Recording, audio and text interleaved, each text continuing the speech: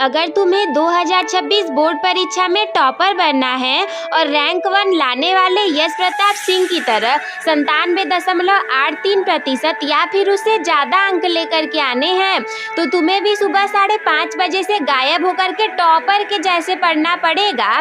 यकीन मानो, अगर तुम्हें यश की तरह बहुत अच्छे अंक लेकर के आने हैं, रैंक 1 लाना है, तो तुम्हें भी यश जैसी सोच रखता था, जैसे काम करता था और सुबह से वो जैसे पढ़ता था वैसा तुम्हें भी करना पड़ेगा।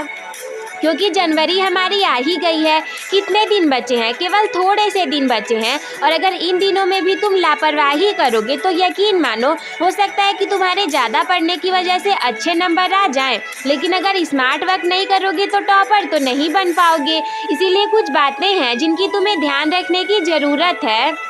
सबसे पहली बात कि देखो, कई बार ऐसा हो जाता है कि लोग हमें कह देते हैं ना, अरे उससे तो कुछ नहीं हो पाएगा, तुम्हारे अंदर तो ये कमी है।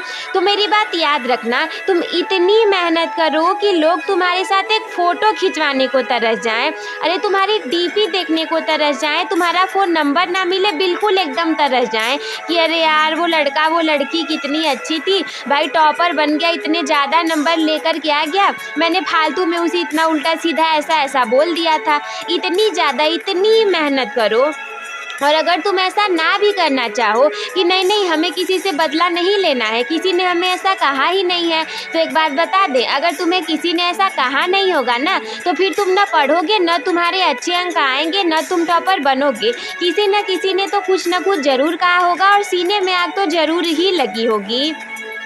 हो सकता है कि पढ़ाई तुम्हें बोरिंग लग रही हो, लग सकती है, लेकिन रिजल्ट तुम्हें बाद मिलेगा। ऐसा नहीं है कि आज सुबह पढ़े शाम को रिजल्ट मिल जाएगा, आज बोर्ड एग्जाम का पेपर देंगे कल तक हमें रिजल्ट मिल जाएगा, ऐसा नहीं होगा। पढ़ाई तुम आज करोगे, एग्जाम जा करके फरवरी मार्च अप्रैल में दोगे और रिजल्ट तुम्हें जून और जुलाई में मिलेगा। इसका मतलब पढ़ाई तुम्हें बोरिंग लग सकती है, होती भी है, क्योंकि इसमें इंटरेस्ट बहुत बच्चों को नहीं होता है। लेकिन बोर्ड परीक्षा तुम्हारे इंटरेस्ट के अकॉर्डिंग थोड़ी ना चलती है, वो तो अपने अकॉर्डिंग चलेगी ना।